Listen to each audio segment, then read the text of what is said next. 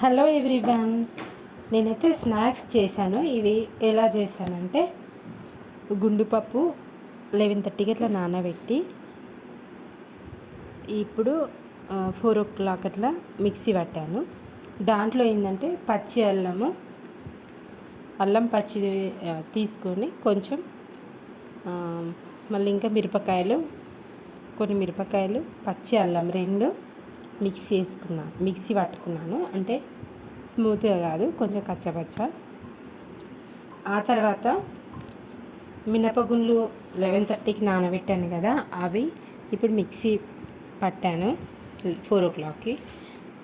వాటిలోనే ఈ పట్టింది దాంట్లోనే వేసి పచ్చి అల్లము మిరపకాయలు రెండు మిక్స్ చేసాను కదా, మిక్సీ పట్టిన దాంట్లోనే ఇది వేసి పట్టిన. కాకపోతే ఈ మినపగుండ్లు అయితే పెసర్లైనా మినపగుండ్లైనా కానీ మనం గ్రైండర్తోనైతే పడితే కొంచెం కచ్చపచ్చగా పట్టుకుంటే మనకు గారెలు వస్తాయి.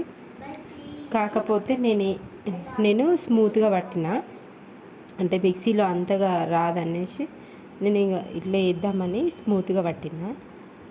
అదే పిండిని ఇంకా కచ్చపచ్చగా మనం పడితే కనుక అవి మనం గారెలు వేసుకోవచ్చు.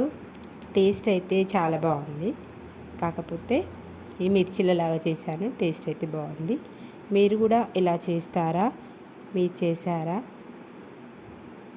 మీరు చేస్తే కామెంట్ చేయండి.